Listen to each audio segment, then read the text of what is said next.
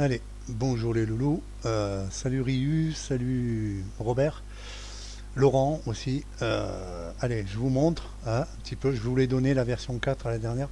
Je viens de consolider un petit peu avec le test isObjet au lieu de tous mes tests type name là. Donc voilà. Alors, j'ai préparé, vous le voyez sur le fichier, vous pouvez le télécharger.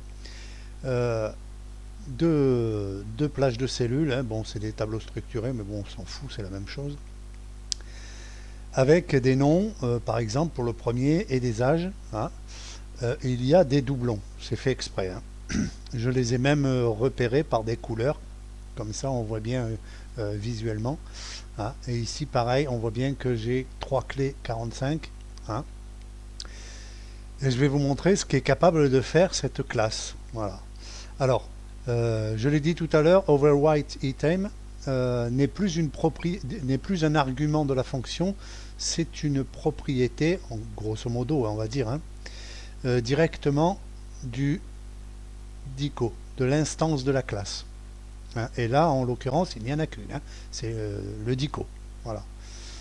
Donc, tous les éléments, ils sont dans les quais et items, ici sans S, donc on travaille avec ces deux tableaux-là qui vont être dimensionnés dans le initialize. Et ensuite, pour le retour dans le module, hein, pour l'utilisation, c'est le case avec le S et le item avec le S. Voilà, c'est tout. J'ai remis la fonction existe, je ne l'avais pas mis, puisque bon, mes deux petites fonctions, elles servent bien. Mais bon, je l'ai remis au pire des cas, hein. Et puis je vais vous faire des démos d'utilisation. Et vous me direz, si vous arrivez à faire ça avec un scripting dictionary ou même une collection, ben moi je vous paye des prunes en hiver, hein. Allez, c'est parti. Et là, comme vous pouvez le constater, juste au passage, il n'y a pas d'objet collection et il n'y a pas d'objet dictionnaire. Rien du tout. Deux variables tableau. Le seul truc, le principe du moteur de base, c'est cette ligne-là. Et c'est tout. Basta. Dans le add, on fait un match. Si c'est bon, si c'est 0, ça rentre. Si c'est pas 0, ça rentre pas. Ou si on veut le garder en fonction de overwrite, hein, ou en fonction de cumulate, hein, des deux propriétés que j'ai rajoutées, ça va se cumuler dans les items ou se remplacer si c'est overwrite, tout simplement. Et je vais vous en faire la démonstration. Allez, c'est parti.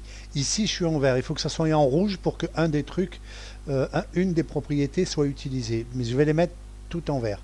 Et je vais tester la première. Plage, allez, range 0, tac, tac.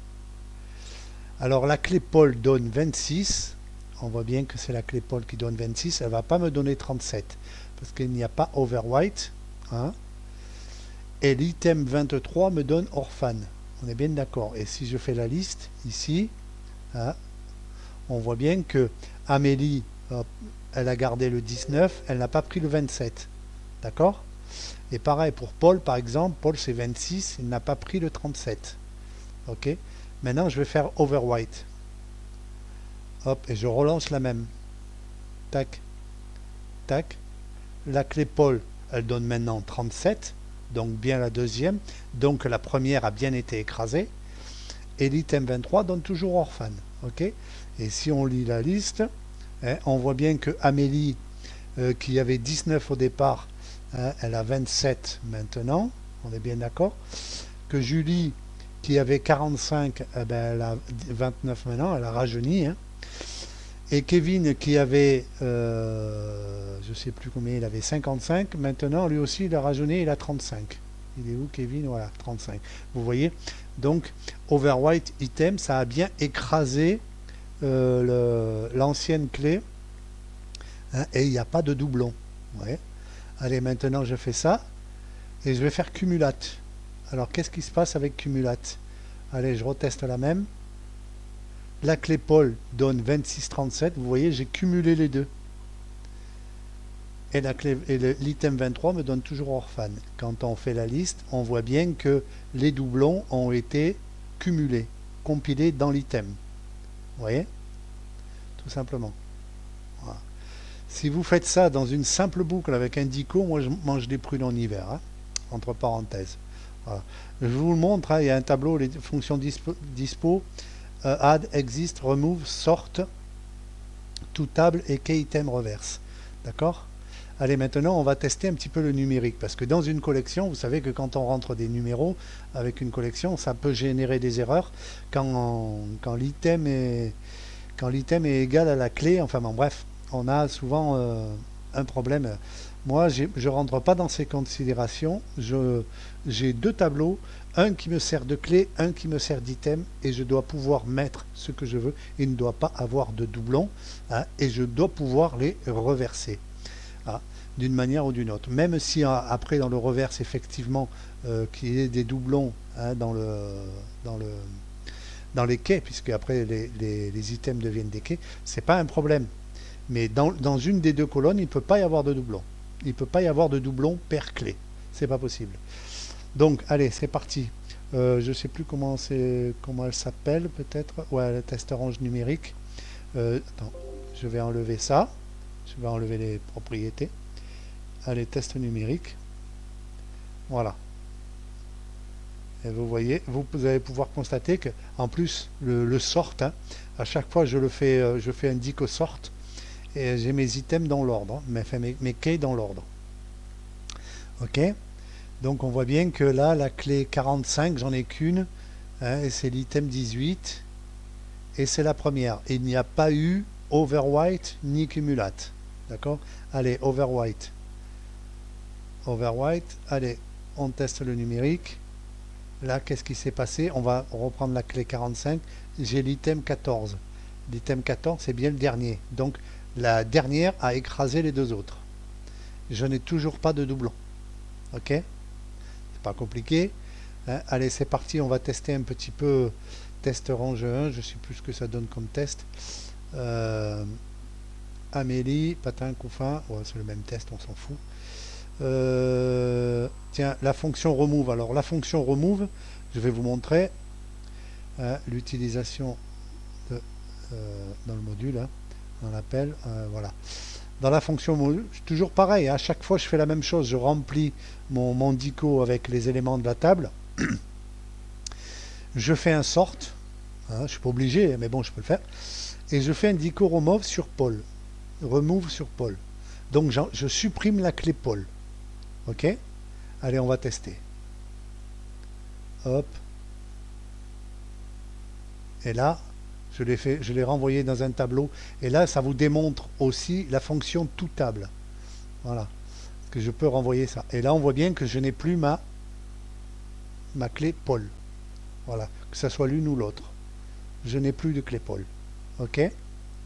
Allez, c'est parti. Fonction tout table. Allez, tac. Voilà, là j'ai tout le monde. Hein. Clé 37. Clé 37. Là il y a eu overwrite, vous voyez, il est rouge. Là si je l'enlève et que je refais le même,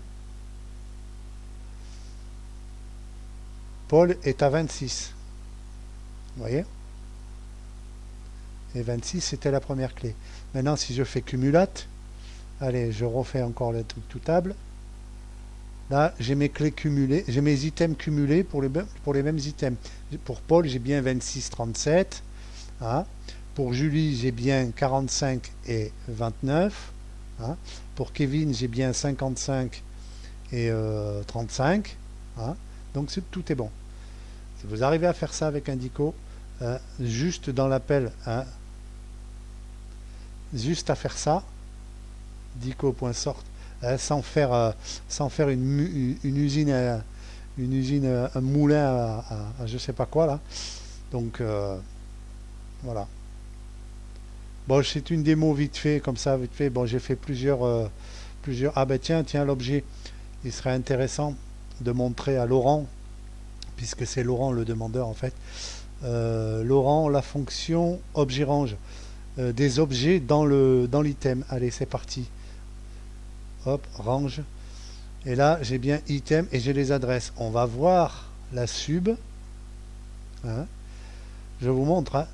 Toujours pareil, dico et k égale dico.key, it égale dico.item, hein, message box. Et là, vous voyez la formule que j'ai montrée tout à l'heure pour montrer que le dico fonctionnait bien sans l'item. Et vous voyez que là, je fais exactement la même chose, sauf que avec le vrai dico, comme il est en base 0, moi je fais -1. Voilà, mais ici on est en base 1, donc il n'y a pas de -1. Mais la formule, si vous regardez bien, c'est la même. Hein. C'était juste pour vous montrer ça. Et dans le texte général, je compile hein, les items. Là, vous voyez bien que c'est point adresse. Donc c'est bien un objet. Hein. D'accord? C'est pas point adresse, c'est pour un objet range. Donc forcément, c'est un objet. Donc vous voyez, je peux rentrer des objets dans les items. Hein, dico add clé. Donc la clé, elle est compilée avec la chaîne clé plus le Q incrémenté, plus la cellule qui est un objet range. On est OK? Voilà. Allez, salut les loulous, bye.